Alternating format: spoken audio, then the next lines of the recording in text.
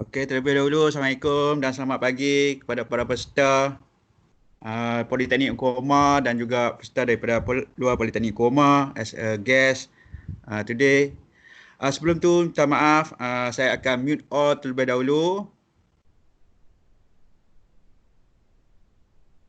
Okey, para peserta yang kemudian mohon mute balik sekiranya tertekan button mic. Okey, Assalamualaikum dan selamat pagi ke semua peserta kita.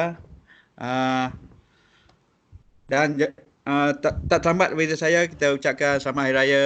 Okey, selamat hari raya. So, today kita akan teruskan dengan kursus online kita. Saya share semula slide saya.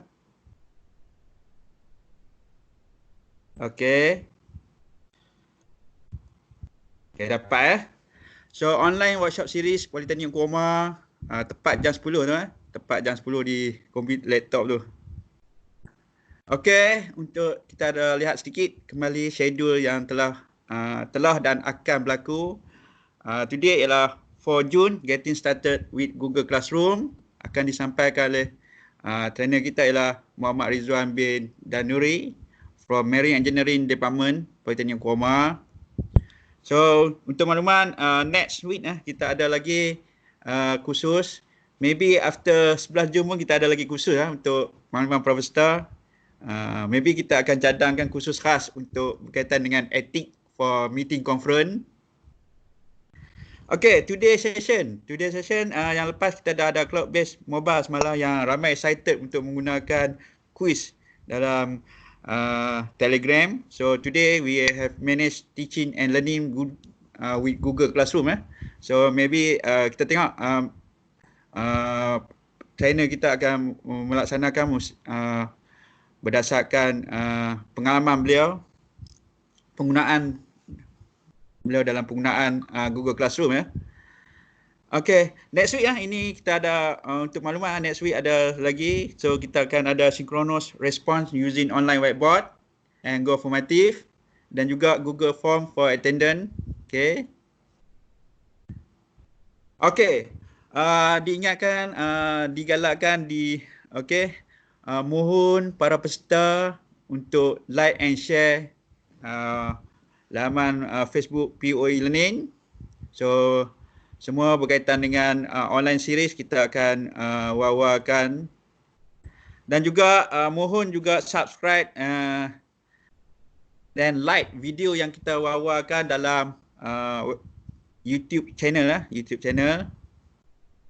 So, sebelum kita teruskan dengan online course kita ada sikit guideline sama seperti sebelumnya, iaitu kita pastikan sepanjang session ni mic di-mute-kan di-mute-kan.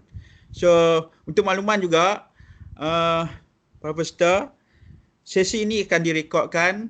Sesi ini akan direkodkan. So, sebarang pertanyaan kita akan buka Q&A di akhir sesi Di akhir sesi kita akan buka Q&A. So, untuk chat ni kita bagi kepada members, buat masa ini kepada members sahaja. Okey, yang seterusnya ialah mohon juga tidak mengganggu gugat button sharing feature tu untuk tidak digunakan oleh para peserta, hanya untuk trainer pada hari ini kita. Okey. Seterusnya di akhir workshop kita hari ini, tuan-tuan dikendaki mengisi borang kehadiran yang kita akan paparkan QR code dan akan ditutup 15 minit terakhir. Akan ditutup lah. Okey, Puan Encik Muhammad Rizwan dah bersedia? Sebelum saya pass line. Encik Muhammad Rizwan, dah bersedia? Sudah bersedia Encik Wazir. Kita line terus ke Politeknik Koma di E-Lab. Terima kasih. Ya, di E-Lab. Okey, Assalamualaikum. Okey, Assalamualaikum dan selamat pagi. Salam sejahtera kepada para peserta pada pagi ini. Okey, terlebih dahulu saya nak memperkenalkan diri saya lah. Okey, seperti mana yang Cik Fauzi tadi beritahu bahawa saya lah Muhammad Ridwan bin Danuri, merupakan penjelaras bagi e-learning bagi Jabatan Kejuruteraan Perkapalan. Encik Fauzi bin Ismail sebagai moderator kita sepanjang tempoh pelaksanaan kursus online ni. Okey, latar belakang berkenaan diri saya adalah saya telah bertugas selama hampir 15 tahun dalam sistem politeknik. Subjek yang saya ajar selama ini adalah antara mechanics of material bagi pelajar semester 2, subjek mechanics of science juga untuk pelajar semester 2, kemudian subjek control engineering bagi pelajar semester 6, dan saya juga ada terlibat dalam bengkel kimpalan, especially kimpalan gas. Juga saya juga terlibat dalam bengkel marine, especially dalam control lab lah, kawalan. Okey, di sini share kepada tuan-tuan dan puan-puan slide kursus ini. Tajuk kita pada pagi ini adalah Getting Started with Google Classroom. Fokus saya pada kursus ini adalah lebih kepada pengenalan ataupun introduction penggunaan dalam Google Classroom, dan saya yakin kebanyakan tuan-tuan dan puan-puan dah biasa menggunakan Google Classroom. Yang mana saya rasa kebanyakan sekolah sekarang ni banyak menggunakan aplikasi Google Classroom sebab berkemungkinan dia ringan, mudah dan senang diakses oleh berbagai pihak lah, dan juga dia free. Jadi saya pada pagi ni saya lebih kepada berkongsi maklumat atau share knowledge lah, dan sekiranya tuan-tuan dan puan-puan ada sebarang persoalan berkenaan dengan slide saya pada pagi ni, tuan-tuan boleh kemukakan semasa sesi soalan jawab lah, Q&A di hujung sesi nanti. Okey, saya pergi pada slide seterusnya. Okey, lihat kalau tuan-tuan puan-puan ingin slide saya, tuan-tuan puan-puan boleh sama ada key in link yang saya sediakan, ataupun tuan-tuan puan-puan boleh scan QR code yang saya sediakan lah. Maksudnya semasa saya bercakap, mengajar atau saya share, tuan-tuan puan-puan boleh go through lah slide yang saya sediakan lah.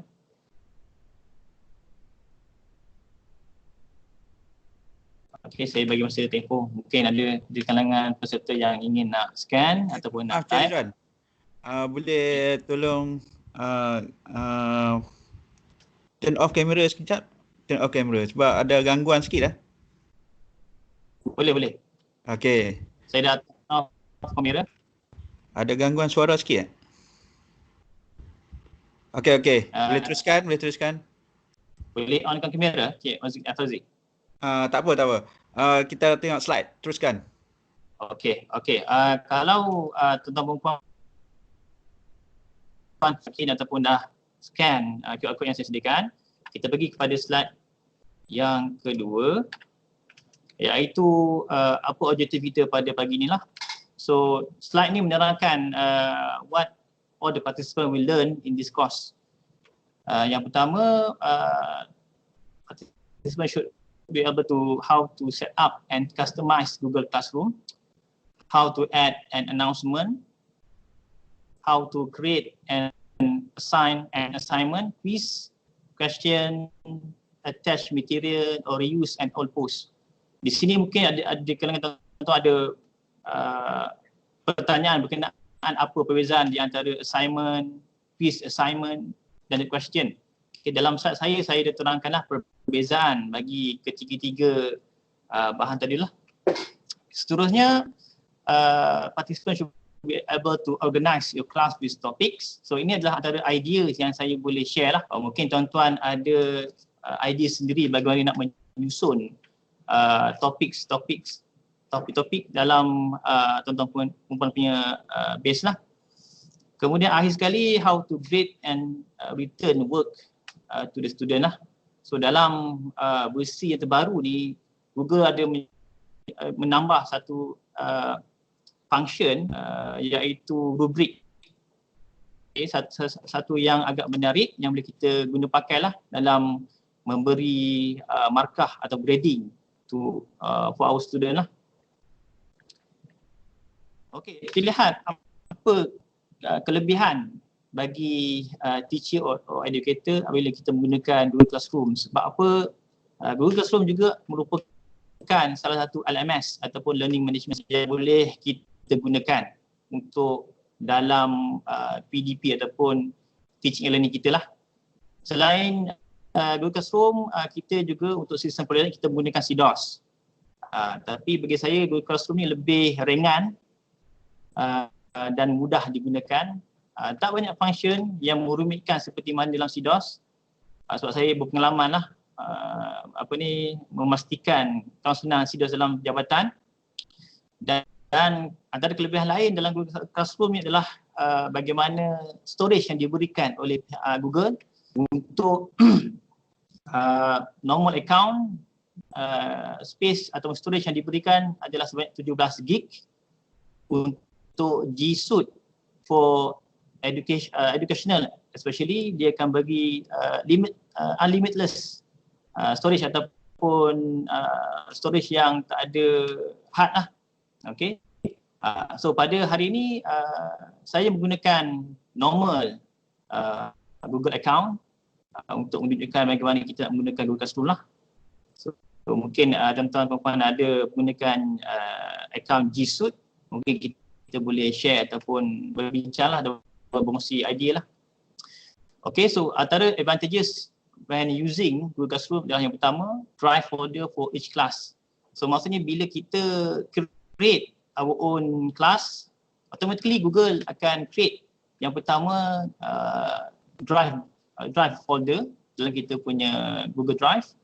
At the same time Google will create calendar lah, Google Calendar. Maksudnya di sini para pelajar boleh sama ada up to date or monitor ataupun semak lah sebarang info ataupun assignment diberikan kepada mereka melalui Google Calendar. Dan of course kalau kita lihat bila kita menggunakan pembelajaran atas talian, kita akan menggunakan kertas secara seminimal yang mungkin lah. So paperless. Yang mana masalah paper ni, penggunaan kertas ni banyak berlaku dalam sekolah. Antara masalah utama yang mereka hadapi lah untuk mencetak segala soalan atau assignment yang mereka nak beri kepada student. Jadi kita di Politeknik, sistem Politeknik, so bila kita menggunakan pembelajaran atas talian, so penggunaan kertas akan diminimalkan sebaik mungkin lah. Kemudian ketiga, automatically share notes and assignment. So apabila educator assign ataupun share any notes or material dalam Google Classroom, bahan tersebut secara automatik akan disebarkan ataupun dikongsi kepada semua para peserta lah ataupun para pelajar. Kemudian yang keempat, student progress and achievement can be monitored in one place. So ini adalah satu kelebihan bila kita gunakan Google Classroom yang mana semua tindakan kita centralized pada satu tempat lah. So kita boleh monitor, kita boleh give feedback dan sebagainya lah kepada our students. And then dalam Google Classroom juga dia letak features untuk feedback kepada student kita. So itu merupakan direct or real time feedback lah kepada students. Student juga boleh reply our material atau our announcement sekiranya ada masalah lah, dan kita boleh communicate kepada student kita di atas talian in real time. And then student can monitor their progress. So kadang-kadang pada kita bila terlampau ramai ataupun terlampau banyak assignment yang diberikan, mereka lost dalam tracking mana kerja-kerja yang dah siap ataupun yang belum. Ini berlaku sekarang ni dalam sekolah, especially yang mana kebanyakan cikgu dia share tugasan pelajar dalam WhatsApp. Jadi bila pelajar atau ibu bapa pelajar nak track balik mana assignment yang belum atau sudah buat, agak susahlah dan memerlukan masa. Melalui Google Classroom, bila kita apply 100%, so pelajar boleh monitor. So ada function yang mana pelajar boleh semak balik senarai tugas yang diberikan kepada beliau dan beliau boleh siapkan ikut masa yang diberikan lah. And then of course review and grading assignment lah. So student, teacher or educator boleh review their students assignment online, and at the same time the grade will be given to their assignment by their educator or teacher. And itu untuk teacher, untuk kita. Untuk students or participants, their assignment will stay organized. Maksudnya pelajar ni pembelajaran mereka akan tersusun dengan baik lah, lebih baik daripada yang sekarang lah. Okay, sebab semua telah disediakan, semua di atas talian, mereka boleh akses di mana-mana saja. Yang penting ada akses dalam internet, so mereka boleh stay organized. Yang kedua, student will be notified. Maksudnya pelajar akan dimaklumkan sepanjang masa berkenaan perjalanan kelas mereka lah. Dan kelas material will be saved on the Google Drive. So maksud di sini penggunaan external hard disk bagi contoh dapat dikurangkan lah, yang mana storage yang diberi oleh Google sebanyak 17 gig bagi saya memadai bagi nak menyimpan segala bentuk material yang telah diberikan oleh their teacher. And then yang keempat, student can communicate and get assistance through class discussion lah. Of course, setengah pelajar memerlukan perhatian daripada guru mereka ataupun daripada pensyarah mereka. Jadi daripada Google Classroom, from the feedback, mereka boleh dapat sedikit ataupun sepenuhnya perhatian daripada pensyarah mereka sekiranya mereka ada sebarang pertanyaan ataupun kemusykilan daripada pembelajaran tadilah. Okey, itu adalah kelebihan apabila kita menggunakan Google Classroom, baik dari segi teacher or educator, baik dan juga kepada student atau participants lah. Okey, kita lihat slide yang seterusnya. So ini kita dah mula masuk lah. Okey, bagaimana nak menggunakan Google Classroom. So the firstly, yang paling mustahak sekali ialah setiap participants or students should have create ataupun Google account. Mereka perlu ada Google account lah supaya boleh akses semua fungsi-fungsi ataupun tools yang diberikan oleh Google lah, antaranya adalah Google Classroom. So pelajar perlu ada Google account. Jadi pada para peserta yang pada pagi ini yang belum ada lagi Google account, saya harap masa saya sedang bercakap, tuan-tuan dan puan-puan boleh create your own Google account lah supaya kita boleh bersama-sama buat. Okey, setelah tuan-tuan dan puan-puan sudah ada Google account, lazimnya kita akan pilih untuk yang normal account lah, bukan G Suite lah. So G Suite ni sebenarnya kelebihan dia adalah ada feature-feature ekstra yang akan diberikan oleh Google. Dan juga G Suite ni perlu di-register oleh institusi. Jadi kita kena register melalui institusi kita lah untuk mendapatkan G Suite punya account. So, untuk sekarang pagi ini mungkin kita lebih prefer kepada normal account lah. Okay. So bagaimana kita nak akses kepada Google Classroom? So ada dua kaedah lah. Okay.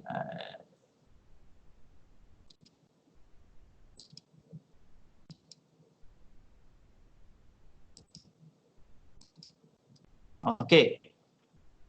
Hopefully paparan ada paparan pada tuan-tuan. Saya mula kalau skrin paparan ni agak lembab ataupun suara saya dan juga pergerakan slide ni berbeza, mungkin disebabkan oleh capakan internet lah. Bagi boleh teruskan. Baik. Boleh teruskan. Jadi untuk nak akses kepada Google Classroom, kita ada dua cara lah. Sama ada kita boleh type classroom.google.com, okay, ataupun kita boleh pergi kepada Google Apps di atas ni lah.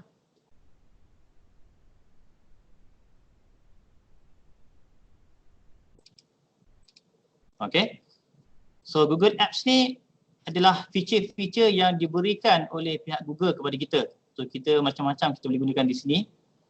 Okay, so kita sebenarnya boleh ubah icon ni pada mana-mana yang kita nak lah. Maksudnya bergantung kepada keperluan kita. So saya ubah classroom ni. Mungkin tuan-tuan punya kedudukan icon classroom mungkin di bahagian bawah. Tuan-tuan boleh ubah lah. Maksudnya saya boleh ganjakkan icon ni ke mana yang saya nak lah.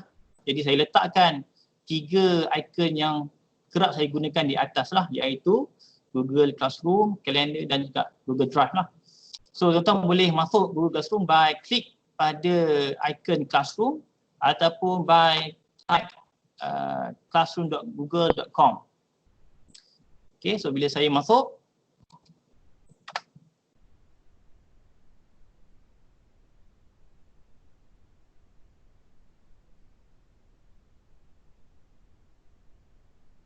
okay, ini adalah paparan kita punya initial page lah bagi Google Classroom. So saya mohon maaf, ini adalah paparan mereka yang sudah ada sebelum ni. Tetapi yang masih baru lagi bagi Google Classroom, paparan dia adalah seperti inilah. Okay, so ini adalah paparan bagi first user lah. Maksudnya baru pertama kali menggunakan Google Classroom, so ini adalah paparan dia. Okay, bagi mereka yang baru pertama kali, paparan dia bila kita klik continue, apa yang kita akan nampak adalah yang ini. So ini adalah paparan kosong yang wujud pada tuan-tuan puan kalau masih lagi baru first time guna. Okay, untuk create class ataupun untuk join, kita boleh klik pada simbol plus di atas tu. Okay, kita klik kat situ, apa yang berlaku ialah dia akan memberi 2 option, iaitu yang pertama join class atau create class. So as a lecturer atau educator, kita akan create class lah. So bila saya klik create class, so ini adalah feature ataupun paparan yang akan belum pop nampak up. paparan Cik Rizwan. Ya. Paparan yang tu belum nampak lagi. Belum. Belum lagi. Boleh ulang balik semula. Okey. So saya ulang balik. Okey, kalau kita klik pada icon plus ni, dia akan beri kita 2 option, sama ada join class atau create class. So kalau kita nak create class, so ini adalah feature yang akan dikeluarkan ataupun maklumat yang perlu kita isi lah. So untuk versi yang terbaru, dia akan bagi kita 4 maafkan saya 4 info yang kita kena isi. So yang atas kali ini merupakan required info yang kita kena isi, yang wajib lah. Okay, yang bawah ni adalah optional. Okay, so penerangan dia di bawah ni lah, slide yang seterusnya. Okay, hopefully paparan dah keluar. Tak keluar lah. Tak keluar paparan. Okay, mungkin dia perlukan masa sikit puan. Cik Rizwan, mohon share semula. Klik balik, mohon share semula. Button share tu. Mula-mula button share tu. Okay. Ada Cik Wazir? Share semula, share. Saya dah share. Kejap, belum. Okey, baru nampak. Baru nampak slide. Tadi nampak ni browser. Dia lambat sedikit. Aku minta maaf lah ya. Okay, so saya mundur balik slide tadi.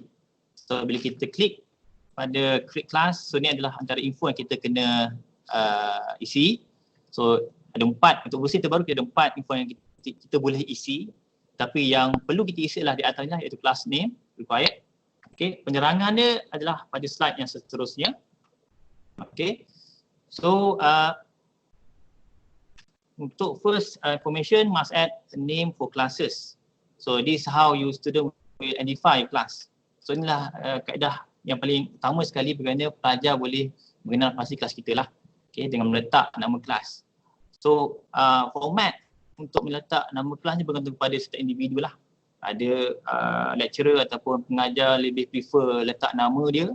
Bagi contoh Fauzi's class atau Jamri's class. Sebagai contoh lain, mungkin ada yang prefer kepada semester 1, semester 2 sebagai contoh lah. Okay. Kemudian optional info yang boleh kita letak adalah section. Use the section field to differentiate between different classes in the same type. Maksudnya mungkin kita ada mengajar satu kelas tetapi ada 2-3 grup di bawah tersebut. Contoh dia, kita mengajar mathematics. At the same time, kita mengajar mathematics subjek untuk jabatan mekanikal, jabatan awam dan juga jabatan elektrik. So kita boleh divide, identify, discuss by such. Kemudian kita juga boleh narrow scope kita punya kelas by letak subjek. So apa subjek yang kita ajar atau topik yang kita ajar lah, lebih fokus. Dan room adalah the last optional info yang boleh kita letak untuk lebih precise, fokus kepada a certain group of students lah. Sama ada carry student, carry one, carry two sebagainya, ataupun outside participants, ataupun online class sebagainya lah untuk kita punya kelas. Hopefully penjelasan ini agak jelas. So kita, kalau masih lagi kurang jelas, tuan-tuan mohon boleh bertanya lah seluar sini. Okey, bila kita berjaya create kelas, so inilah paparan Cik Rizal, yang mohon kita share, ya. mohon share browser. Sekarang ni share slide. Okey, Cik, share browser slide ya, ke boleh. Sekarang ni slide, Cik host. Okey, teruskan slide. Okey, so ni adalah slide saya yang seterusnya. So inilah paparan bagaimana kelas yang baru dihasilkan lah. So lazimnya dia akan letak satu banner lah, okay, yang standard. So banner ni sebenarnya kita boleh customize bergantung kepada keperluan kita lah. Okay, so ini adalah apa yang saya maksudkan pada sebelum ini. Okay, so ini adalah kelas saya. So ini adalah saya punya section. Okay. Dan di bawah tu dia akan ada code ataupun class code macam password lah kepada participant kita. Jadi kita boleh fokus kepada certain students untuk akses dalam kelas kita merujuk kepada class code yang kita beri kepada mereka lah. Okay. Ini adalah auto generate by Google. So kita boleh share class code ni kepada student kita supaya mereka boleh akses ke dalam kita punya kelas. Okay, sebagai contoh saya buka dalam browser saya, kita tengok apa yang berlaku sekiranya saya buat.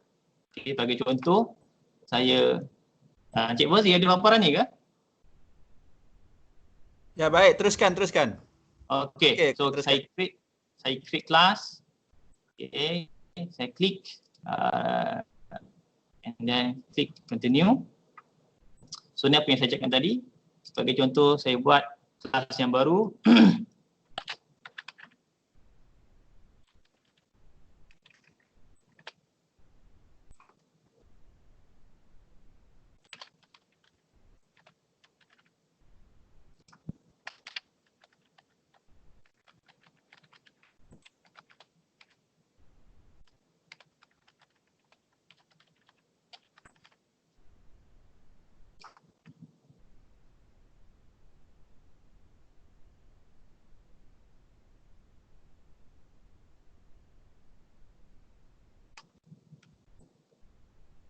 So ini adalah paparan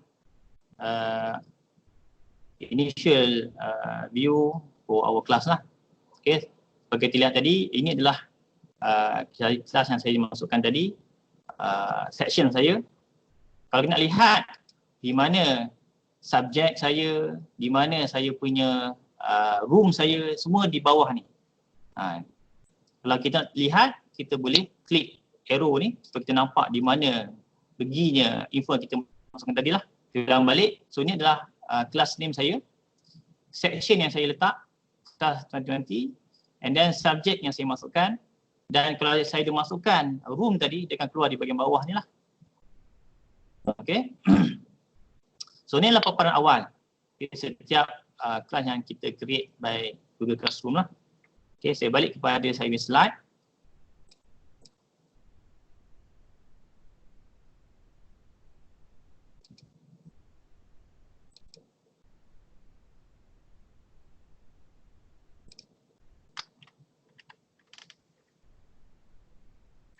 Okay. So ni adalah kita punya paparan tadi. Okay. Sebenarnya tadi warna hijau, ini warna biru disebabkan oleh saya dah customize dia punya background lah.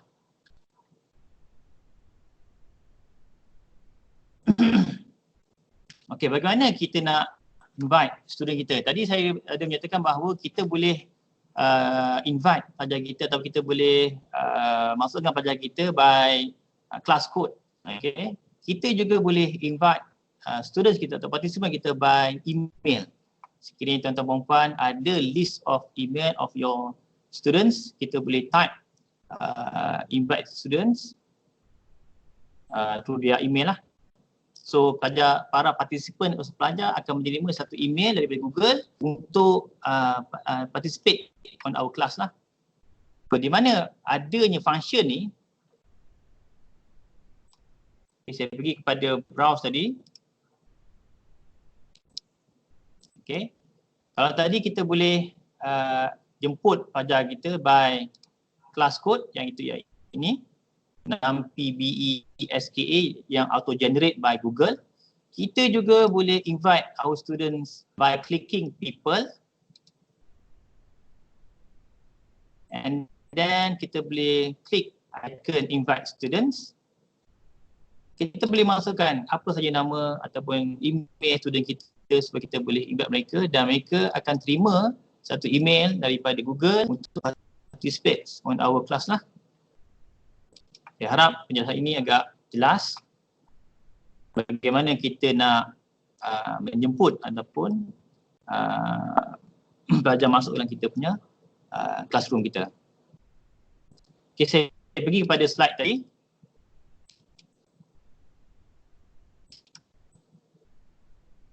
Okay. So seterusnya bagaimana kita nak customize our Google Classroom. Okay. So kita boleh customize our Google Classroom. Masuk customize ni kita ubah dia punya background lah, dia punya warna sebagainya. Tetapi dalam Google Classroom customization ni agak limited lah, merujuk kepada apa yang mereka offer lah.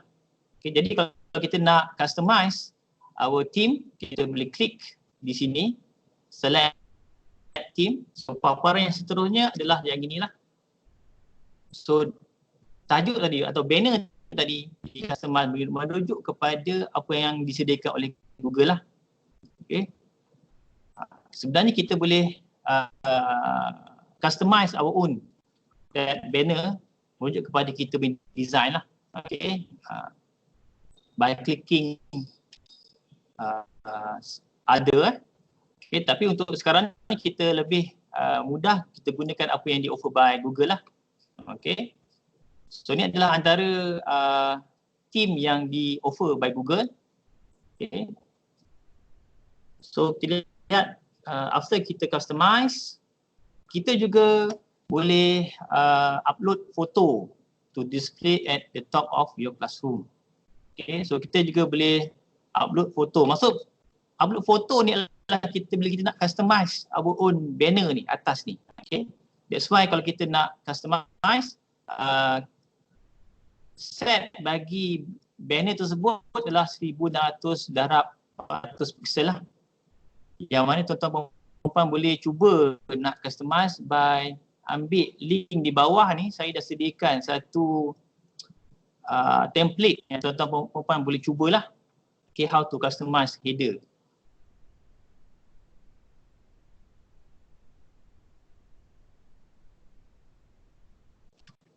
Okay, saya beri slide seterusnya. Okay, itu kalau untuk customize. Sekarang bagaimana kita nak buat announcement ataupun pemberitahuan kepada students atau participant dalam kelas kita.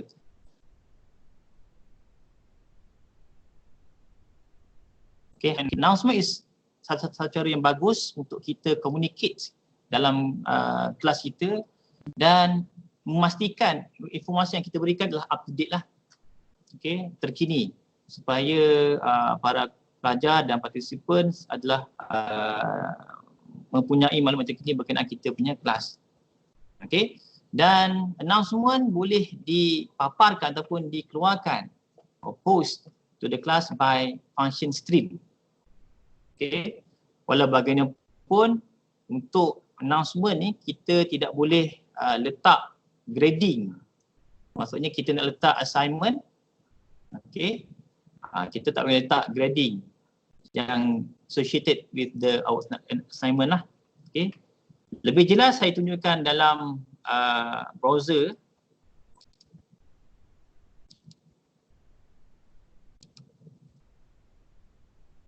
Okay, saya balik ke tadi.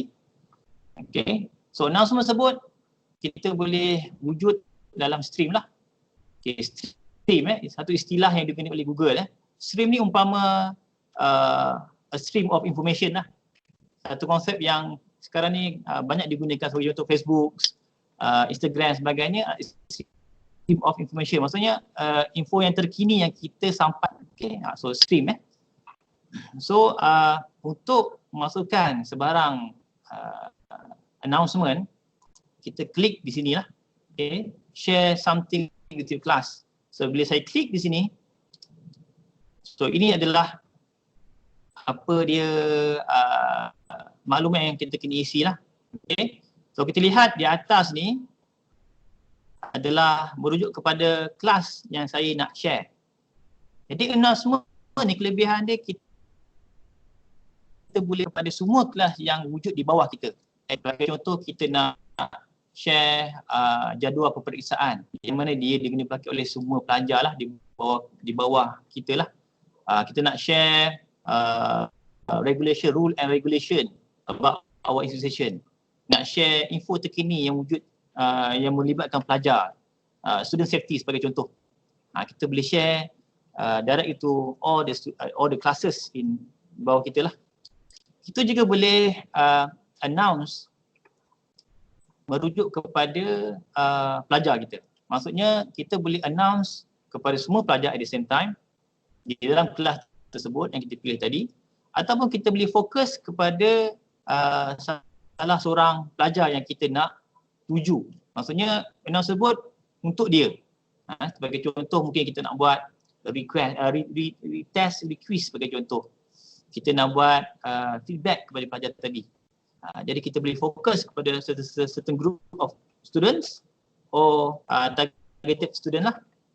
Okay. So sebagai contoh, saya nak share kepada semua student saya. Okay.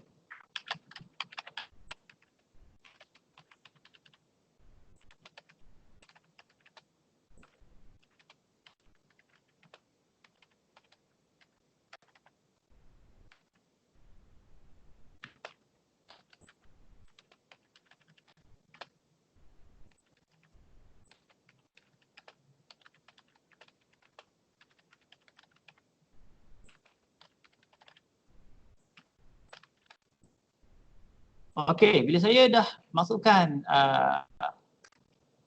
apa yang saya nak cuba share atau nak announce, saya juga boleh add.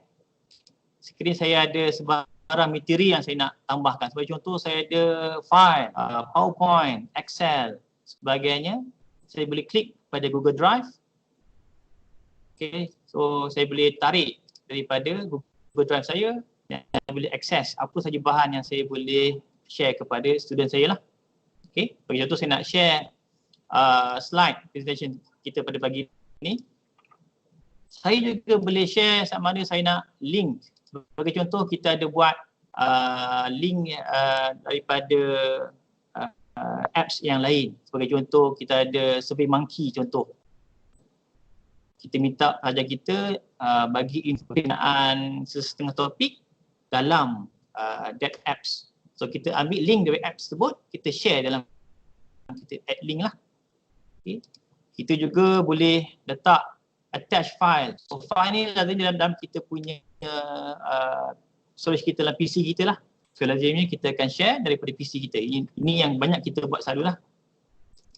Dan kita juga boleh share dari videos daripada YouTube channel lah. Okay, sebagai contoh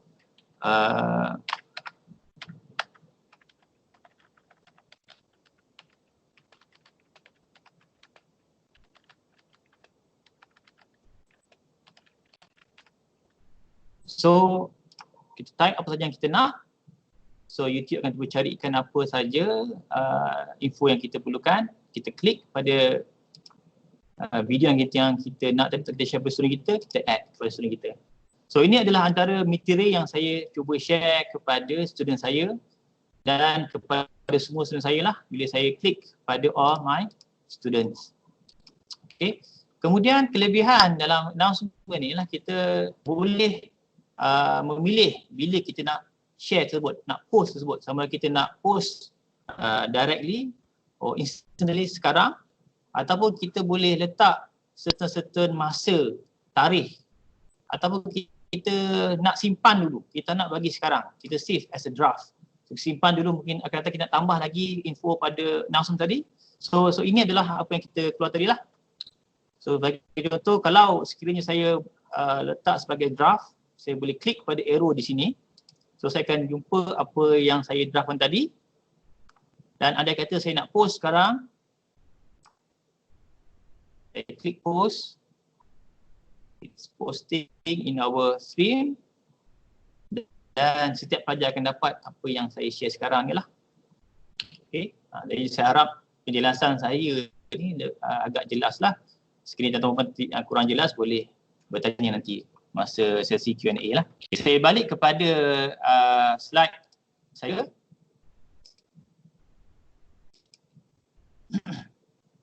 Okay. So ni lah apa yang saya share tadi. Benda yang sama juga tapi lebih lama dalam mungkin setengah peserta lebih jelas menggunakan kaedah macam ni. Okey, tuan-tuan perempuan boleh go through slide yang saya share tadi lah.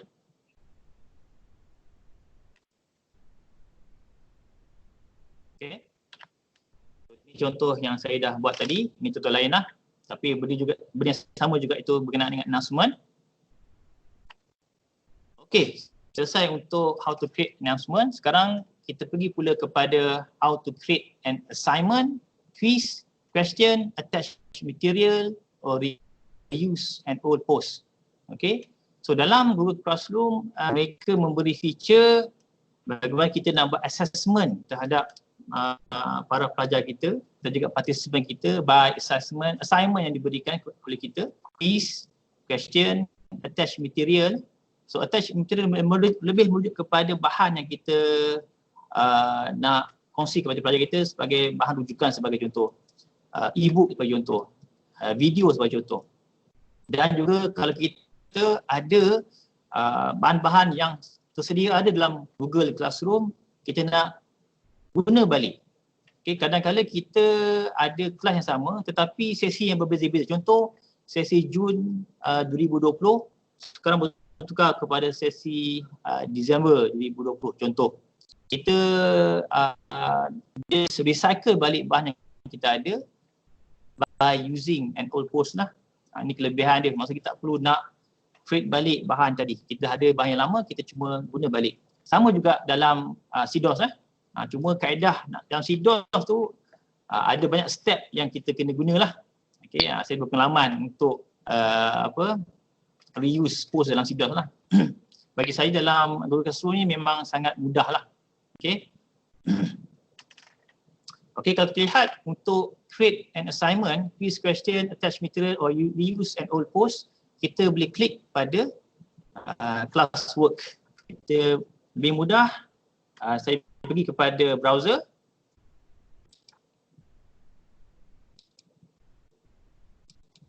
Okay, so ni adalah browser kita. Kalau kita lihat kat sini, kita pergi pada kelas lain. Sebagai contoh, saya dah pernah buat sebelum ni.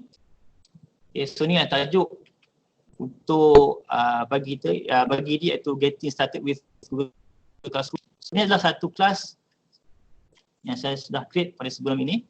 Okay, so jadi untuk create assignment, quiz dan sebagainya, kita klik kepada classwork di sini. So dalam classwork di sini, so inilah contoh apa tajuk yang saya telah sediakan sebelum ini. Okay. Bagi saya, apabila saya nak organize kelas saya lebih suka letak bahagian-bahagian merujuk kepada topik yang saya nak ajar lah. Okay. So kalau katakan saya nak padam tajuk-tajuk tadi, kita boleh start from zero. Okay, so ni adalah paparan asal. Sekiranya tuan-tuan dan puan tidak ada sebab topik, quiz sebagainya, yang ini adalah paparan asal lah. Okay. Jadi kalau kita lihat kat sini, apabila kita create classroom kita akan nampak kita ada Google Calendar kita ada class driver, drive folder kita. So seperti yang saya cakap tadi, bahawa bila kita create sesuatu kelas, Google akan hasilkan atau create at the same time drive folder dan juga Google Calendar. Memudahkan kita untuk organize kelas kita lah. Okay, yang ni kita boleh explore kemudian. So bagaimana kita nak create assignment, quiz assignment, question, material, reuse, post dan juga topics lah. So topik ni kita akan sentuh akhir nanti. So kita fokus kepada 5 yang atas ni. Okay. So assignment. Kita ada quiz assignment, question, material dan reuse, post. So kalau tuan-tuan perempuan nak menggunakan function assignment, okay. So kita klik pada assignment. So ini adalah info yang diminta untuk kita isi. Antaranya adalah title for that assignment. Kita boleh sama ada letak quiz kita, soalan kita, question kita dalam, ataupun setengah tuan-tuan perempuan dah create dah sebelum ni bahan-bahan soalan-soalan, kita boleh add. Okay. Sekali lagi kita boleh gunakan Google Drive, kita boleh ambil daripada link apps yang lain, kita boleh attach daripada folder kita dan kita boleh ambil contoh ataupun video. Contoh dia, kita punya soalan based pada certain video, kita boleh ambil video tadi daripada YouTube, ataupun tuan-tuan perempuan sini dah ada YouTube channel yang tuan-tuan perempuan dah letak, kumpulkan semua video tuan-tuan perempuan, tuan-tuan boleh extract, masukkan dalam kita punya Google Classroom. Okay. Dan dalam assignment juga, Google ada menyediakan soalan yang boleh dibuat dalam Google Doc, slides, chat, drawing. Okay. Actually untuk mungkin subjek lukisan lah. Okay. Design. Dan juga kita ada Google Form. Okay. Google Form. So lazimnya Google Form ni banyak digunakan untuk choices question ataupun short answer question lah. Okay. So selepas tuan-tuan perempuan sudah memilih apa jenis material yang nak diberi kepada students, so kita juga boleh set up kelas mana yang kita nak tuju. Adakah semua kelas ataupun setengah kelas sahaja. Sekarang ni ini adalah kelas yang kita sedang bukalah. Okay. Kita juga boleh fokus kepada setengah pelajar yang kita nak tujukan, ataupun kita nak fokus kepada semua pelajar kita. Okay. Kita boleh letak berapakah markah kita, sama ataupun kita boleh letak ungraded. Maksudnya tak ada markah yang akan diperuntukkan. Okay. Mungkin tujuan assignment ni sebagai ice breaking sebagai contoh. Okay. Pengenalan sebagai contoh. Okay. Okay, kita juga boleh letak due date. Okay, due date. Contohnya saya letak due date pada hari Selasa. Masa dia katakan saya letak 11.59 petang lah. Okay.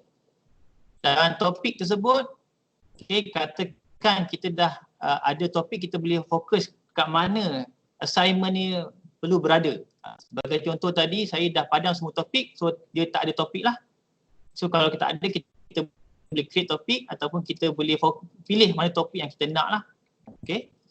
Dan di bawah ni kita ada satu function baru yang diberikan oleh Google, iaitu rubrik.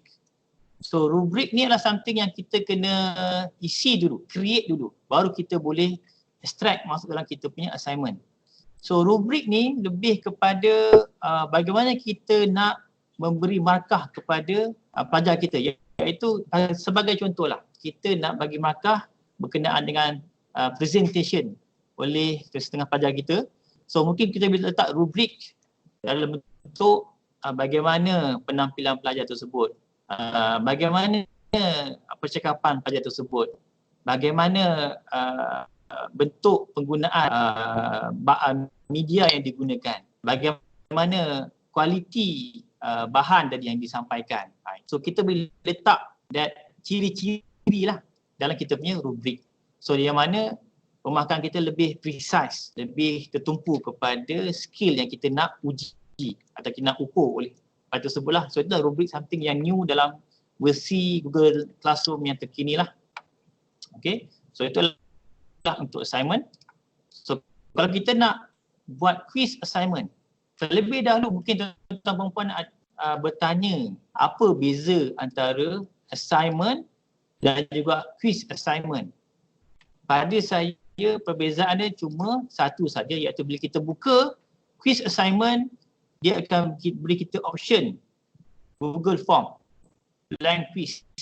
Maksudnya mungkin Google nak memberitahu bahawa okay, untuk quiz assignment the best is kita gunakan Google Form. Tapi tuan-tuan puan-puan boleh gunakan Google Apps yang lain. Contoh tuan-tuan boleh gunakan Docs, Slide, Sheet, Drawing dan sebagainya lah.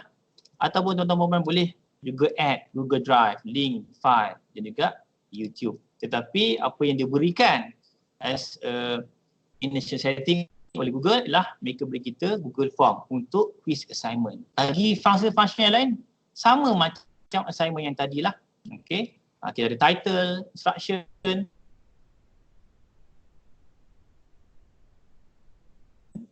kita points, due date dan juga topics serta rubrik yang boleh kita sertakan dalam kita punya quiz assignment lah. Okay. Okay, untuk question, apa beza pula question? Okay. So kelebihan question ni kalau kita lihat pada dia punya setting yang diberikan, okay, bagi contoh question adalah state your interest. Okay.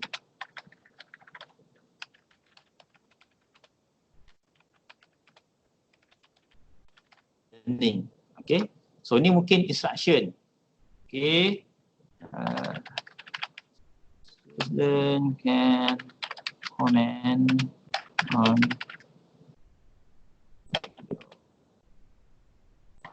ataupun apa sajalah yang kita nak letak lagi instruction. Okay. So give comment. Okay. Contoh lah. Okay. Okay. So sekiranya kita dah letak, kita juga boleh letak sama ada apakah jenis question yang kita nak berikan kepada partisipan atau student kita, sama ada short answer ataupun multiple choice lah. So multiple choice artinya soalan yang dah ada jawapan, minta pelajar pilih. Okay, yes or no, red or blue sebagainya lah. Okay, so nanti saya akan bagi kepada pelajar saya lah short answer lah. Kita juga boleh letak add any file daripada Google Drive, link, file, YouTube, sama macam tadi. Kita juga boleh create question by doc, slide, sheet, drawing or form. Tapi bezanya antara question berbanding dengan assignment, quiz assignment adalah di bawah ni. Kalau kita lihat di bawah ni, okay, student can reply to each other. Maksudnya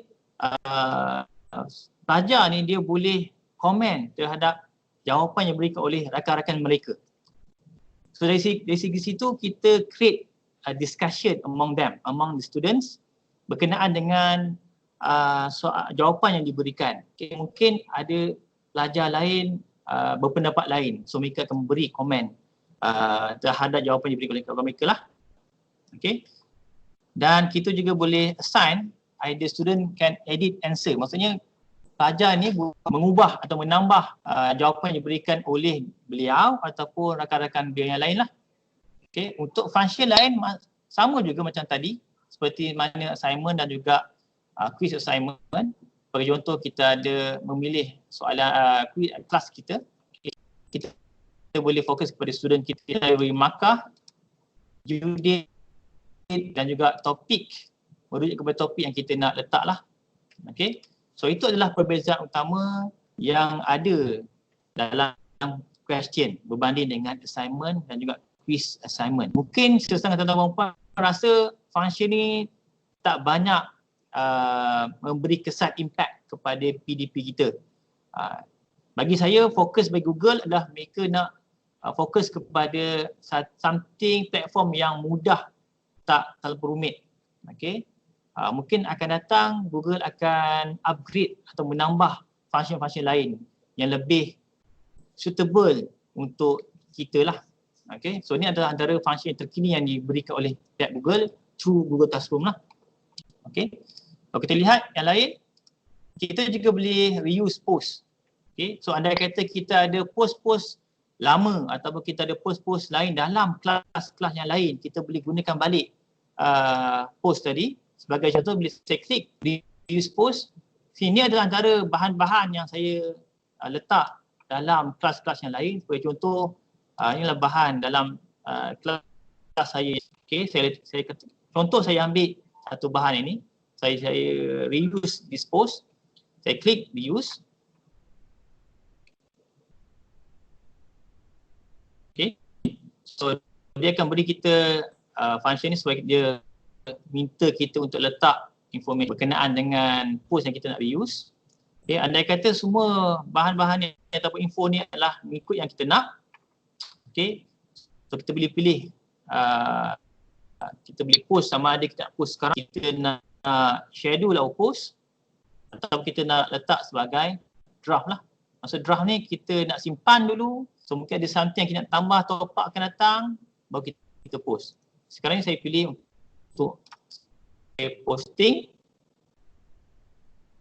So ini adalah paparan yang wujud. Jadi kalau kita lihat tadi, ini adalah soalan yang saya letak sebagai draft. So andai kata soalan ni saya nak letak di bawah topik hit ni, saya boleh klik dan saya drag dia pergi ke bawah topik hit. Okay.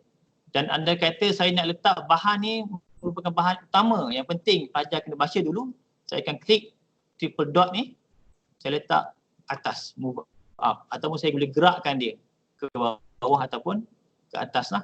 Okay. Okay, jadi saya harap penerangan saya berkenaan dengan how to create assignment, quiz assignment, question, share material dan juga reuse post ni jelas lah. Sekiranya kurang jelas, tuan-tuan boleh bertanya nantilah jelas. Dalam sesi Q&A. Jelas, kita teruskan lagi. Okey, kalau kita, saya balik kepada slide saya. Okey, saya balik kepada slide saya. Okay, so slide ini tadi terberhenti di sini, iaitu how to create assignment, quiz, question, attach material, use and all post. Okay, so ini adalah benda yang sama juga saya cakapkan tadi, cuma beza dia dalam bentuk slide lah. Mungkin tuan-tuan puan boleh baca di sini. Okay, ini something saya buat dalam bentuk slideshow. Okay, saya letakkan dalam bentuk warna-warni ni supaya jelas nampak. Okay, perbezaan di antara quiz assignment, quiz assignment, question dan sebagainya. So kalau kita lihat kat sini, contoh bagi kalau kita lihat untuk question tadi saya kata bahawa student ni dia boleh komen jawapan ataupun apa yang diberikan oleh rakan mereka. So ini adalah paparan student. Bila kita berikan dia question, okay. Contoh di sini lah saya letak tajuk question tersebut sebagai end objective activities. Okay. So dia punya instruction saya letak dia punya soalan. So discuss the factor affect the friction force between two surfaces. Jadi inilah paparan bagi student. So student akan menjawab di sini. So ini adalah jawapan daripada students. Student boleh lihat apakah jawapan yang diberikan oleh classmate mereka atau their colleague, dan beliau boleh reply apa yang diberikan oleh kawan mereka lah jawapan tersebut. Okay. Mungkin dia nak tambah idea sebagainya, di situ dia boleh letak lah. Dan di bawah ni adalah komen yang diberikan oleh teacher ataupun lecturer merujuk kepada answer atau jawapan yang diberikan oleh beliau lah. Okey. Jadi this comment ni hanya antara teacher dan juga student saja. That particular student lah. Bukan dia paparan untuk semua lah. Jadi beliau akan dimaklumkan dan mendapat feedback daripada teacher bagaimanakah jawapan yang diberikan tersebut. Adakah bagus ataupun perlu penambahbaikan dan sebagainya lah. Dan pelajar tadi boleh reply terhadap komen yang diberikan oleh teacher mereka by add private komen di bawah ni lah. Okay. So di sini kita lihat point yang akan diberikan terhadap soalan jawapan yang kita berikan lah. Okay. So bila nak lihat jawapan yang diberikan oleh rakan-rakan beliau, so klik pada classmate answer. So inilah paparan jawapan yang diberikan oleh rakan-rakan beliau dalam kelas tersebut. Bagi contoh, kotak purple ni adalah senarai pelajar yang ada dalam classroom tadi. So ini adalah senarai jawapan yang diberikan oleh rakan-rakan beliau. Okay. Dan setiap jawapan ni pelajar tersebut boleh reply lah. Sama ada dia setuju ataupun kurang setuju sebagainya, atau dia nak reply any other idea lah berkenaan dengan jawapan yang diberikan oleh pelajar tadi. Jadi ini adalah contoh yang saya dah buat untuk student pelajar saya pada sesi yang lepas lah. Okay. So inilah antara jawapan yang mereka berikan kepada saya. Jadi daripada sini saya boleh monitor, saya boleh komen, give feedback, saya boleh grade lah daripada jawapan yang diberikan lah. Okay. So inilah paparan pelajar tadi. So inilah paparan bagi teacher ataupun educator kita atau lecturer kita. Bagaimana kita boleh lihat susun atur markah pelajar, standard pelajar dan juga soalan yang jawapan yang berikan lah. So kita lihat kat sini ini adalah bilangan jawapan yang telah diberikan kepada kita lah daripada student. Okay. So ini adalah senarai jawapan yang diberikan oleh pelajar. So kita boleh reply balik sama ada kita nak minta penerangan lebih sebagai contoh atau kita nak ucapkan tahniah sebagai contoh. Kita juga at the same time bila kita rujuk pada jawapan tu, kita boleh letak markah di sinilah.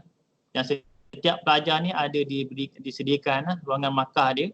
So ini semua bergantung kepada jawapan yang diberikan lah. Okay. Jadi bagi saya bila ada sistem macam ni, dia sangat memudahkan kita lah.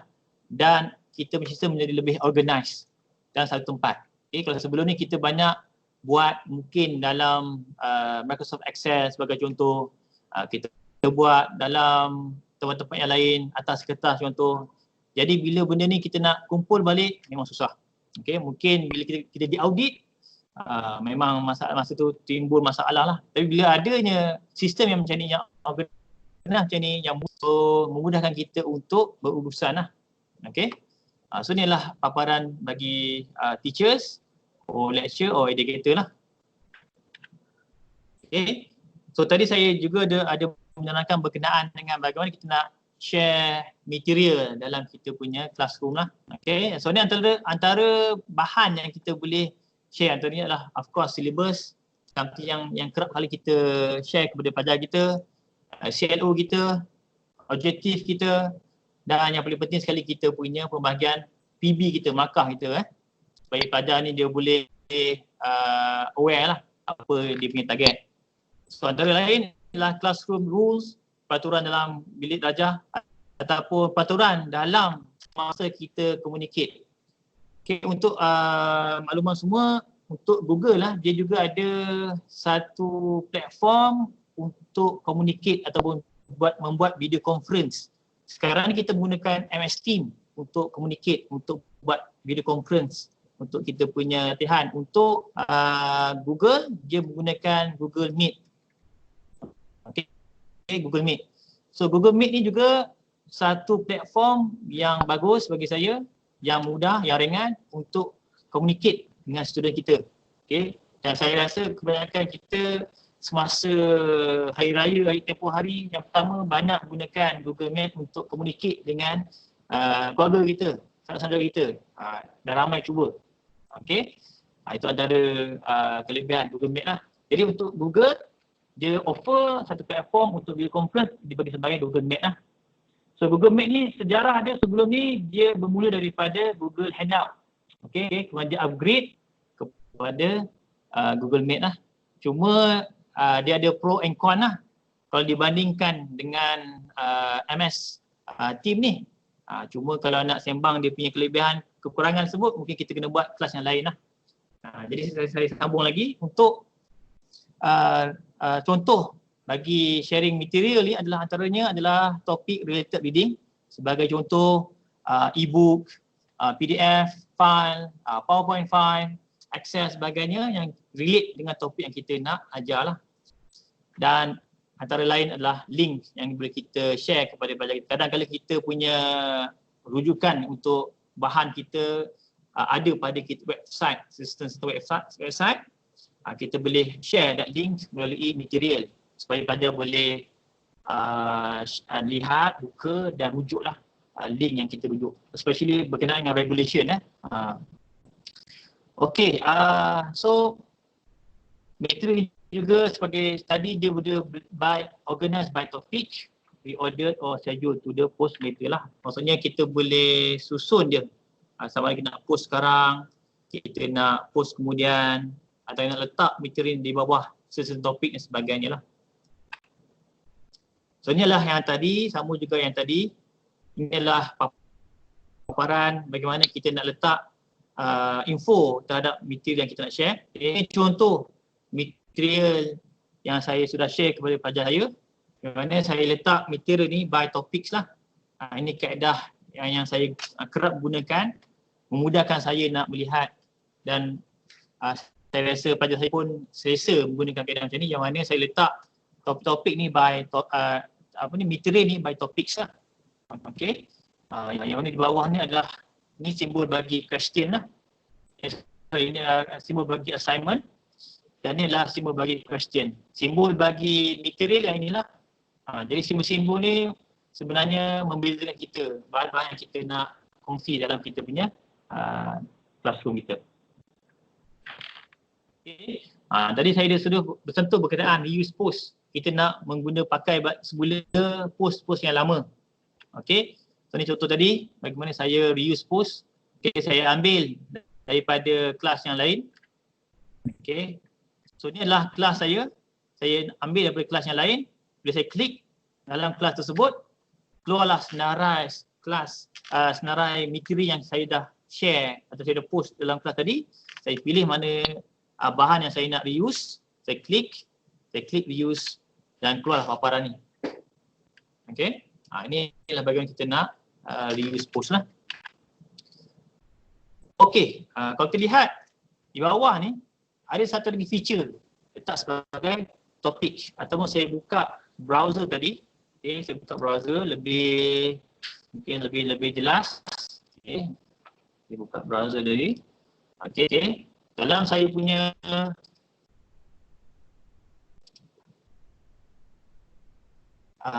classwork saya ni, saya klik create, kita ada satu lagi feature bawah ni iaitu topik. Okay, so topik ni sebenarnya memberi kita bagaimana nak menyusun bahan-bahan kita by tajuk-tajuk yang kita ajar lah. Sebagai contoh tadi, kalau kita lihat, okay, kita tengok contoh dia, saya tengok pada kelas saya yang lain. Okay, saya pergi kepada kelas saya sebelum ni. Okey, yang mana bila saya buka classwork ni, so ini adalah topik yang saya masukkan tadi. Okey. Inilah topik yang saya masukkan tadi. Topik yang saya masukkan tadi. Ini topik yang saya masukkan tadilah. So, bila kita ada topik, so mudah kita nak sort kita punya bahan based on topik. Kalau tak ada penyusunan sini, mungkin pelajar kita susah nak track mana bahan yang kita minta untuk mereka lihat, ataupun mana assignment, quiz assignment ataupun question yang kita minta mereka jawab lah. Jadi bila ada topik macam ni membantu kita, bila kita nak create a new topic, kita type saja apa topik yang kita nak. Bagi contoh,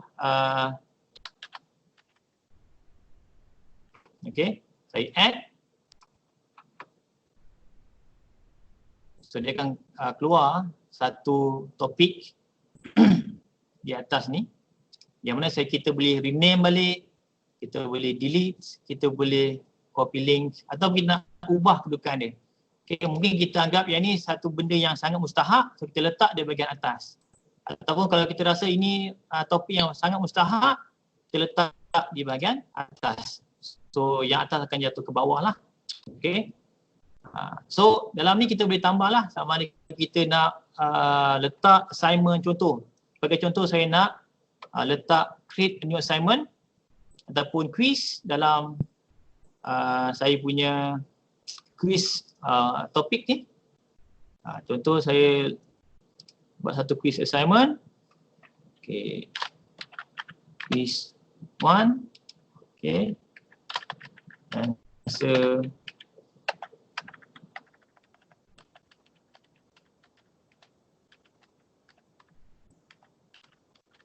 question. Okay. So kita letak apa saja di mana kelas tersebut. Adakah kita nak fokus kepada certain pelajar ataupun kita nak letak kepada semua pelajar lah. Okay. So kalau kita nak fokus pada certain pelajar, kita boleh klik mana pelajar kita nak ataupun kita klik pada semua pelajar. So semua pelajar akan dapat lah. Dan kalau kita lihat kat sini, rubrik ni ada. Maksudnya kita boleh gunakan rubrik daripada yang kita dah hasilkan sebelum ni. Okay, kita sama ada kita can create rubrik, reuse rubrik ataupun kita boleh import daripada sheet kita lah. Maksudnya kita dah buat rubrik kita dalam Google Sheet, kita boleh import dalam kita punya assignment. Okay. Sekarang ni saya tak ada lagi rubrik, so saya tak masukkan rubrik. Okay. So saya assign. Okay. Saya juga boleh pilih sama ada assign sekarang. Saya letak masa, tempo ataupun saya letak sebagai draft lah. Saya letak sekarang. So lazimnya bila sesuatu assignment bahan yang terhasil, okay, dia akan letak di atas lah. Kalau kita tidak letak topik, contoh. Kalau kita letak topik, so lazimnya kita akan boleh pilih topik yang kita nak. Contoh tadi saya nak dalam bawah quiz, saya klik pada quiz dan saya save. Dan dia akan terus jatuh di bawah topik yang kita assignkan tadi. Kalau tidak, dia akan letak di bahagian atas sekali. Andai kata tadi bahan tersebut berada di bahagian atas sebab no topics, kita tak pilih topics. Kita save. So dia akan berada di atas, kita boleh drag quiz tersebut pergi di bawah topik yang kita nak lah. So ada berbagai cara lah yang kita boleh gunakan. Okay, nak assign bahan tadi. Ini adalah quiz. Okay, so inilah quiz ni lah topik yang kita boleh guna pakai untuk organize kita punya classroom kita lah. Iaitu kita assign by topics. Okay, saya harap saya berkenaan dengan topik ni jelas. Saya pergi semula kepada slide saya. Okay, ni tadi. So how organize your class with topics. Yang bawah ni. Okay. Sama juga tadi, bila kita klik pada topics, dia akan keluar add topics. Kita masukkan apa saja nama topik kita. Dan kita klik add. So ini adalah contoh. Setelah saya create topik-topik dalam kelas saya. So ada 3 topik dekat sini. Okey, selesai untuk topik, kita pula pergi kepada grading ataupun grade and written work. Okay. So apa itu grade? Grading is give a numerical grade, leaving comment, only feedback, or do both can be done in classroom. So maksudnya bila kita terima jawapan ataupun assignment yang kita beri kepada pelajar, mereka return balik kepada kita. So kita boleh letak markah, kita boleh bagi feedback kepada pelajar dan kita boleh buat dulu sekali lah, iaitu kita beri markah dan kita beri respon. Ya Cik Ozi. Maybe kita boleh bagi masa dalam 10-15 minit. Okay, teruskan. Okay, alright. Okay, so kat sini kalau kita lihat how to grade. Okay, how to do the grading. So teacher can grade and return work from. Yang pertama, student work page or to do. Okay, nanti saya akan tunjukkan cara dia. By classroom grading tool and then by grade page. Di 3 kaedah yang boleh kita lakukan. Tapi pergi kepada perkara yang sama iaitu grading student lah. Okay. So cara dia, maksudnya bagaimana kita nak masukkan pergi kepada kaedah grade tadi. So kita lihat yang pertama, macam kalau kita nak grade through student work page, kita lihat ini adalah list of students. Okay, list of students yang telah menghantar assignment yang kita berikan kepada mereka. Okay. So saya rasa lebih jelas saya tunjukkan dalam bentuk browser. Okay, so ini adalah bentuk browser. Okay, saya pergi kepada asal tadi yang ini. Okay, kalau kita lihat kat sini, paparan yang ni untuk kaedah yang pertama tadi kita klik icon 3 ni. Di sebelah kiri atas. Tuan-tuan puan-puan, 3 ni kita klik kat sini, dia akan ada satu features to do kat sini. Okay. Kita ada untuk kelas yang kita nak ajar dan juga kelas yang kita turut. Mungkin tuan-tuan puan-puan ada kelas yang tuan-tuan puan-puan turut serta participate. So ini dipanggil sebagai enroll dan juga teaching. So sekarang kita fokus kepada teaching sebab kita nak bagi grade kepada pelajar kita. So semula saya sebut tadi, kita pergi kepada sebelah kiri atas ada ikon simbol garis 3 layer tu. Okay, klik kat dia, kita akan lihat satu feature to do kat sini. Ni to do lah. So bila kita klik kat dia kat situ, apa yang berlaku adalah kita akan lihat semua assignment yang diberikan oleh kita dalam semua kelas kita. So kita boleh pilih sama ada kita nak fokus kepada semua kelas, dia akan appear semua assignment tadi lah. Ataupun kita nak fokus kepada satu kelas, contoh saya fokus kepada kelas yang saya bagi. So ini adalah senarai assignment ataupun question, quiz, assignment yang saya telah berikan kepada pelajar saya. Di sini saya boleh lihat berapa ramai yang telah menghantar, berapa ramai yang belum menghantar. So inilah bilangan yang belum menghantar. So inilah bilangan yang sudah. Kalau kita lihat ke sini dah ada perubahan tadi. Maksudnya pelajar sudah mula menghantar lah. Okay. Itu juga yang bawah ni. Berapa banyak ramai bilangan yang sudah menghantar, berapa ramai pelajar yang belum menghantar. Jadi kalau saya nak buat grading, saya klik pada turn in feature ni, akan keluarlah paparan yang ini student answer. Ini adalah senarai pelajar saya. Ruangan untuk saya letak markah dia. Sebagai contoh untuk nickname Paik ni, pelajar ni, Paik 1851 ni, saya baca dia punya ni, saya letak respon. Okay. And then saya letak di markah lah, contoh saya letak 100%. Then bila saya dah letak, maka akan keluarlah icon return.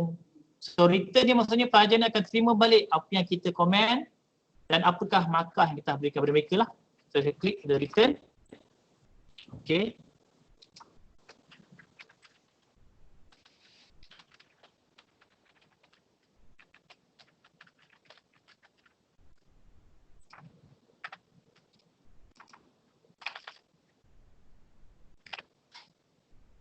Saya klik return. So satu notification yang diberikan melalui email pada tadi supaya dia buka Google Classroom account dia, supaya dia lihat apakah markah yang saya berikan kepada beliau dan juga apa komen yang saya berikan kepada beliau lah. Itu satu cara. Okay, saya balik kepada paparan asal tadi. Okay, so cara yang kedua, kalau kita lihat pada slide tadi, saya buka semula slide saya, minta maaf.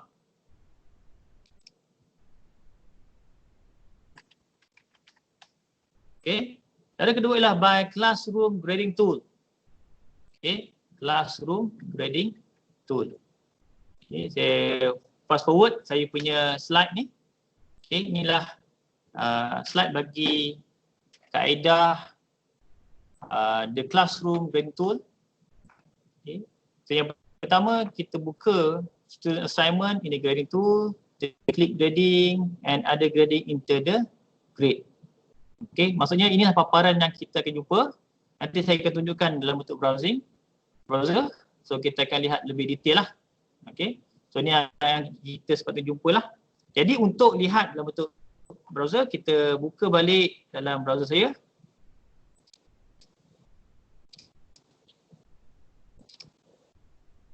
Okay. Sebagai contoh dalam saya punya announcement atau stream tadi, saya ada letak saya punya tugasan. Contoh, inilah tugasan saya tadi. Okay. Tugasan saya yang ni. So, kalau kita lihat kat sini, dalam classwork, kita ada pernah letak assignment, quiz ataupun assignment dalam bentuk quiz, question. Dan kalau kita lihat kat sini, semua assignment, quiz, assignment dan question ni akan appear dalam stream kita. So inilah senarai tadi. Kalau kita lihat kat sini, ini yang merupakan saya punya assignment, quiz, assignment dan question yang saya pernah masukkan dalam classwork tadi. Dia appear dalam stream saya. Saya boleh klik terus kepada saya punya soalan tadi, mana saya nak bagi dia punya markah. Contoh saya nak klik pada soalan yang ini.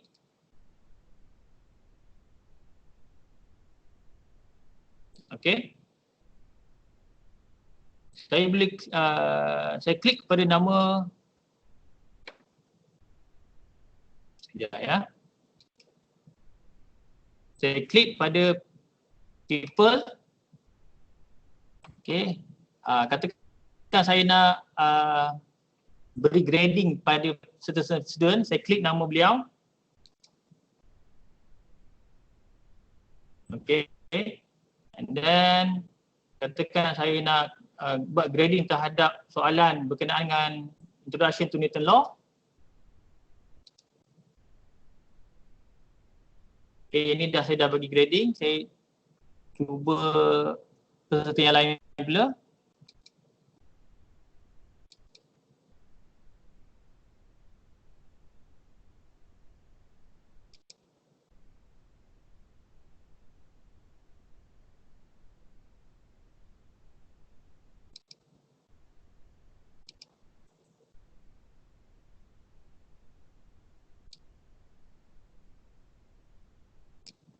Okay, sekejap ya, ada masalah teknikal sekejap.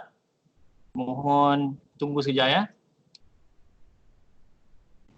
Ada lebih kurang 5 minit je, Cik Marizan. Kita bagi masa 5 minit. Okey, dengar saya Cik Wazir. Sekejap ya.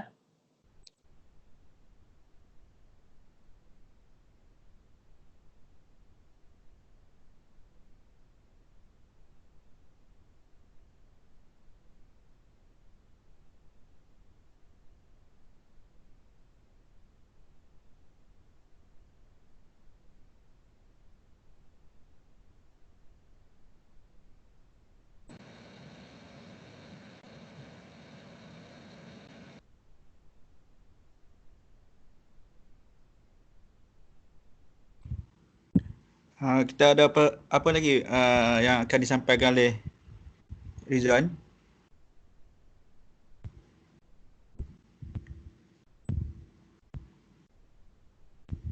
Okey, maafkan saya Cik Wazir. Okey dah. Saya sambung balik. Yang saya nak share ni adalah kaedah yang kedua tadi lah. Okey, so inilah paparan kita untuk kelas tadi.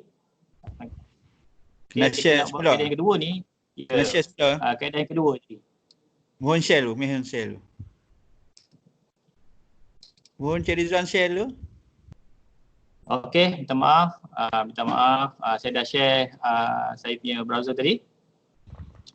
Okey, seperti yang saya katakan tadi bahawa nak menggunakan kaedah yang kedua ni, kita pergi kepada classwork ni. Okey, kita pergi kepada mana-mana assignment yang kita nak bagi markah tadi, kita klik pada assignment tadi. Okey, kita pergi kepada classroom, klik kepada soalan yang kita atau assignment yang kita nak bagi markah tadi, grading tadi. Kita klik kepada view question di bawah ni.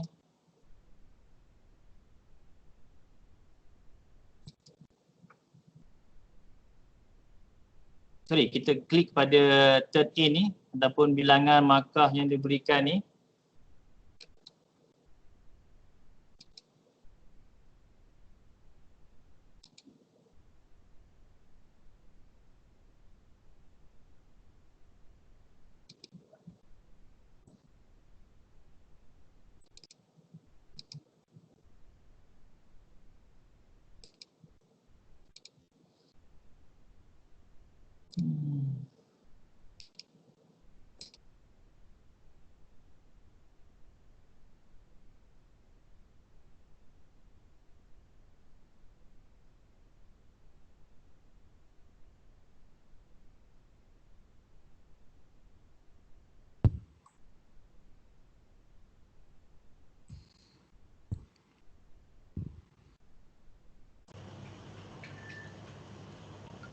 Yes.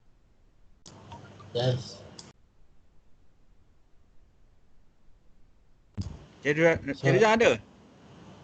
Yang Muhammad Rizwan? Masih ada dalam talian? Ya, ada Cik Wazir. Okay. Okay, sambil kita menanti Cik Rizwan teruskan. So banyak Cik Rizwan sentuh tentang customer space tentang Google Classroom lah. Banyak disentuh di sini. So maybe kita akan sentuh pada next session lah untuk feature-feature yang lain lah. Okay. Boleh teruskan Cik Rizwan? Okay. Cik Rizwan dah sentuh tentang customize a page, set a class. Okay. Dia juga dah buat setting and set up a class lah. So banyak feature-feature yang baru pada sesi sejak pandemik ni kan. Kalau untuk makluman banyak perubahan daripada Google. Okey. Sebelum ni katakan Google ada buat untuk pelajar untuk menghantar cara menjawab menggunakan .hub. Okey, .hub. So mudah untuk dia type, kita bagi dalam bentuk soalan yang bentuk PDF, pelajar akan menjawab dalam bentuk .hub. Okey. So lebih mudah lah. So Okey, Cik Wazir. Ya teruskan Cik Rizwan. Saya teruskan ya. Saya slide sikit tadi. Okey, terima kasih Cik Wazir.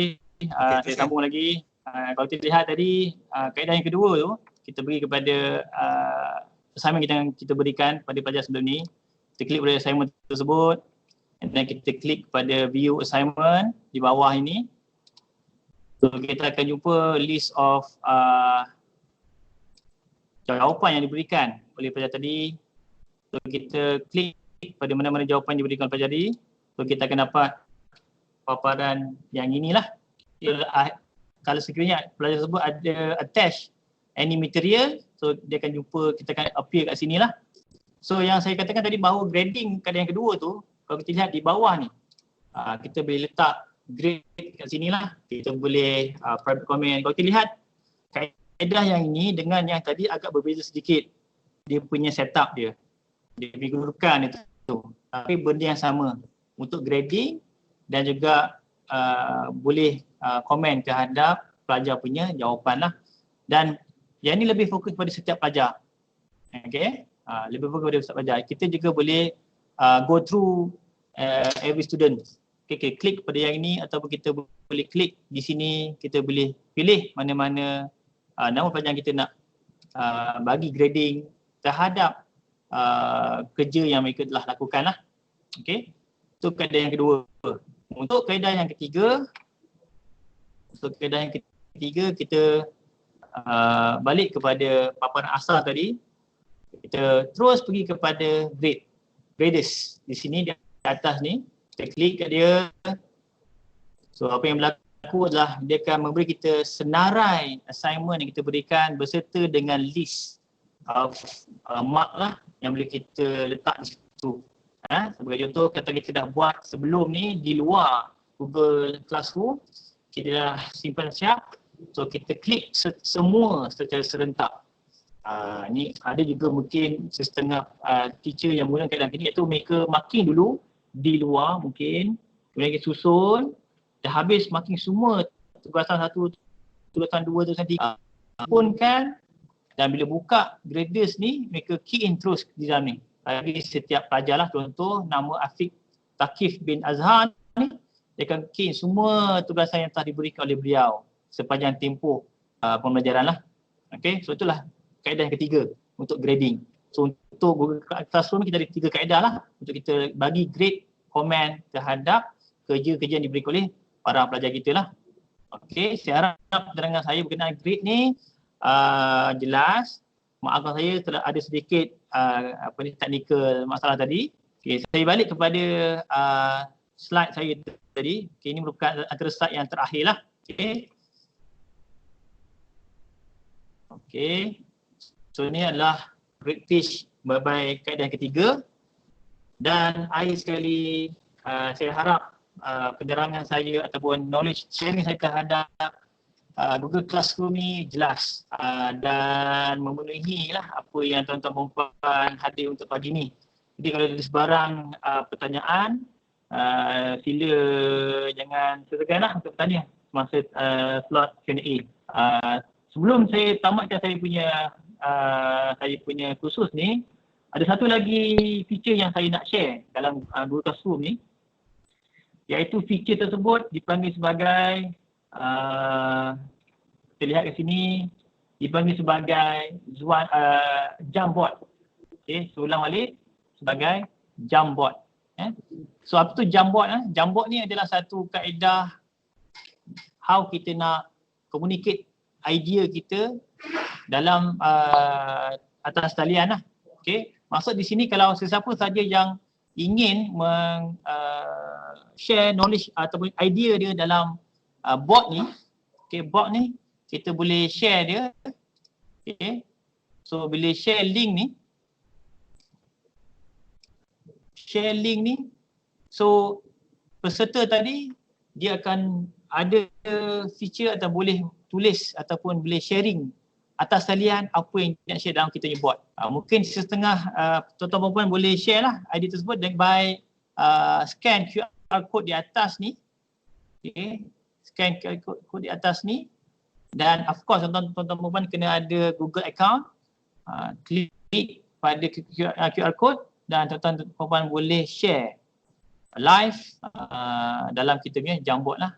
So kaedah ni bagi saya sangat sesuai bila kita nak communicate dengan pelajar kita. Sebagai contoh, kita nak buat kursus ataupun skill ataupun assignment by dia ideas through Jamboard lah.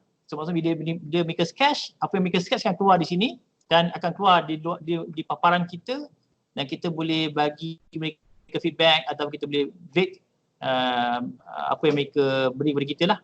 Itu antara feature yang saya nak share pada tuan-tuan perempuan lah pada pagi ni lah, iaitu by Jamboard. Hopefully apa yang saya share ni manfaat lah. Okey, saya pulang balik kepada Encik Fauzi. Okey, terima kasih Encik Rizwan. Terima kasih Encik Rizwan. Banyak perkembangan yang banyak di-share kita hari ini. Sebenarnya bukan kita bagi asas, maksud dia lebih pada peringkat awal, iaitu macam mana nak set up browser, nak set up Google Classroom. So banyak lagi Google Classroom nak kena buat. So maybe kita akan buat session yang lain lah.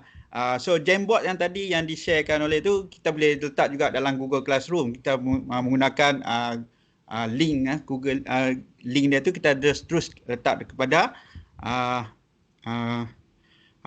Google Classroom. So Cik Rizwan telah banyak menyentuh pada customer space, setup, penerangan jelas tentang classwork, bagaimana perbezaan antara assignment, quiz assignment, question. So banyak penjelasan tu, maybe kita akan go through next session lagi lah. Banyak quiz-quiz yang kita akan tengok cara nak buat. So kita ada masa, kekangan masa, so kita how to join, okay? Bagaimana penggunaan G-Shoot dan berbeza dengan personal account, okay? Dah dimaklumkan juga oleh Cik Muhammad Rizwan. Cik Muhammad Rizwan juga telah memaklumkan kita tentang Google Meet. So pada peringkat awal Google Meet hanya untuk G Suite sahaja. Okey, untuk G Suite account saja. Nowadays G Suite pun harap maklum bukan G Suite sahaja, personal account pun boleh digunakan.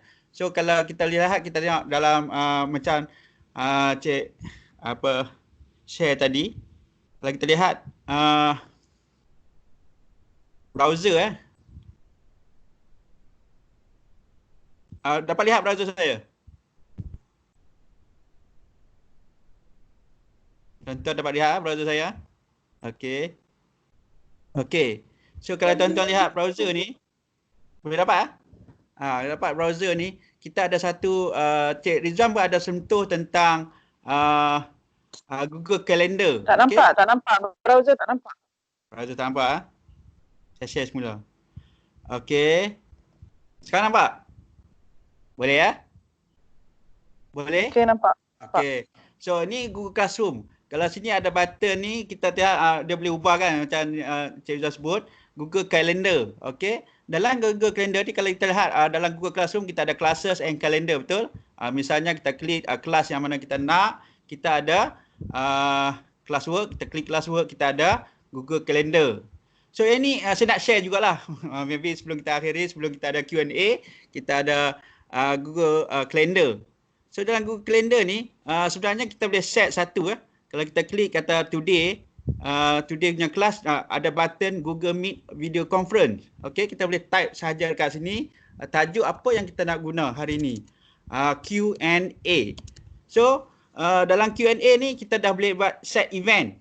And then kita boleh add Google Meet Video Conferencing. Okey, kita add sahaja.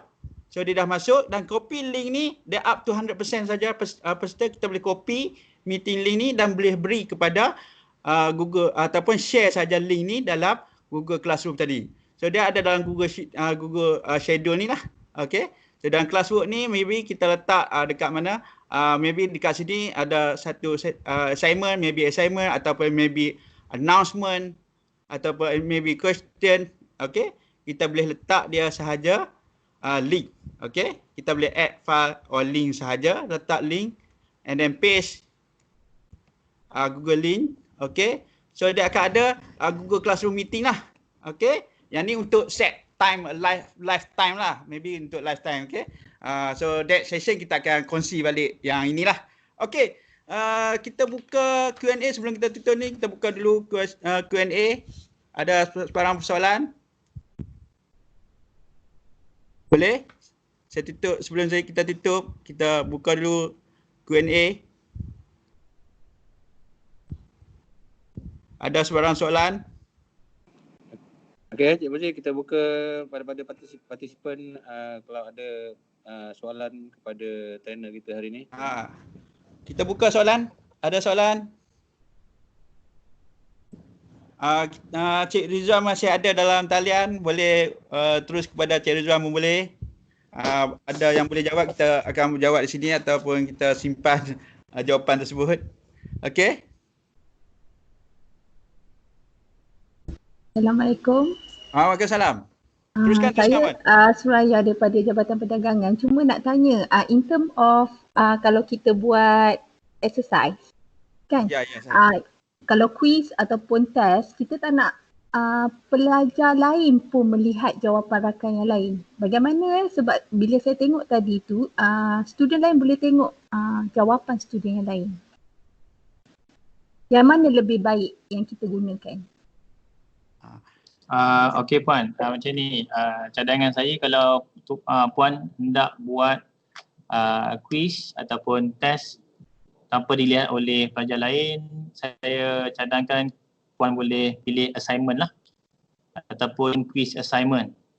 Sebab melalui quiz tersebut jawapan tu akan straight kepada kita. Maksudnya jawapan yang diberikan oleh pelajar tersebut tidak dapat dilihat oleh pelajar lain. Yang dapat dilihat oleh pelajar lain hanya feature question saja. Tujuannya mungkin dia nak create discussion among student lah. Itu saja. Cuma mungkin ada yang bertanya, bagaimana pula kalau kita buat quiz atas talian ni, pelajar tidak ada kesempatan, pelajar mungkin at the same time Google jawapan dalam kita lihat browser lah. Okay, sebenarnya dalam nak buat sebegitu rupa, kita boleh pakai satu lagi feature yang macam tablet lah yang digunakan oleh Google. Kalau kita menggunakan that kind of tablet by Google tu, pelajar tidak dapat melayari sebarang website pada masa kita melakukan quiz atau ujian lah. Tapi kalau kita tanpa menggunakan that apps tu, tablet tersebut, contoh kita buat dan sekarang ni memang pelajar secara bebasnya akan try Google soal jawapan yang kita berikan kepada mereka lah. Itu saya di pendapat saya lah. Hopefully saya dah menjawab soalan yang berikan depan lah. Terima kasih. Okey, ada lagi sebarang persoalan? Kita ada masa sikit, kita buka masa. Ada lagi persoalan? Boleh panjangkan sini.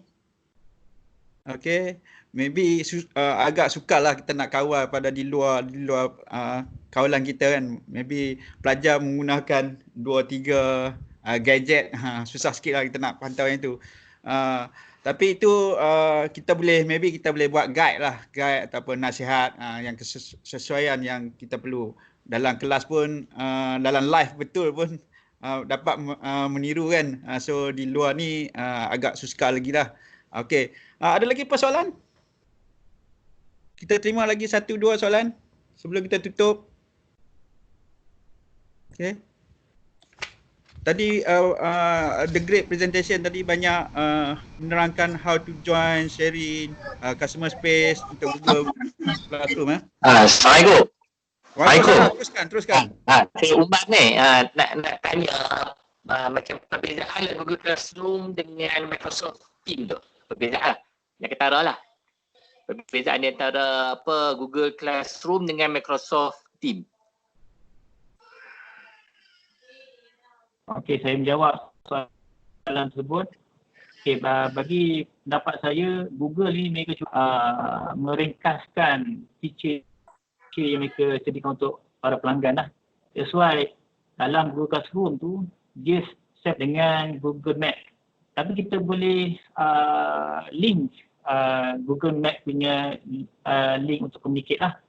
Berbeza dengan MS Teams ni dia dah join semua. Maksudnya at the same time kita boleh share file, at the same time kita boleh buat video conference lah. Bagi pendapat saya lah, itu perbezaan antara Google MS Teams dan juga Google Classroom ni. Sebab kalau dilihat dalam Google Classroom ni, dia feature sangat ringkas, mudah lah bagi saya.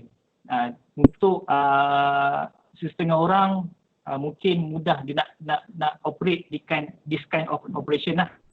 Tapi macam kita lihat dalam MS Teams ni, dia agak complicated bagi yang baru-baru ataupun yang agak slow sikit. Tapi dia all in one untuk MS Teams lah. Untuk Google Classroom, kalau kita lihat, dia tak ada feature untuk video conference. Boleh kita kena access Google Map, attach pada Google Classroom. Itu pendapat saya lah. Hopefully dapat jawab dan menjawab soalan tuan lah. Okey, dapat jawab lah. Hampir sama je lah kalau nak ikutkan kan. Tapi apapun Google Classroom dia terlebih dahulu lah daripada Microsoft. Kalau ikut persamaan tu hampir sama. Kalau Google ada Google Drive, Microsoft Teams ni dia berada dalam Microsoft 365. So dalam tu dia akan join sekali dengan OneNote sebagai ganti kepada Google Drive. Microsoft Form pun dah ada. Google Sheet Microsoft lebih kepada Excel lah. Okay, Excel, PowerPoint. Kalau Google Sheet, Google Classroom kita lebih kepada Google Slide. Hampir samalah penggunaan. Kalau kita biasa dengan online kan, lebih baik kita guna Google yang biasa dengan Google kan. So ikut keperluan yang kesesuaian yang kita nak menggunakan kepada pengguna lah. Tapi tim ni agak baru kepada setengah orang. So GC ni dah lama, lebih pada peringkat awal kan.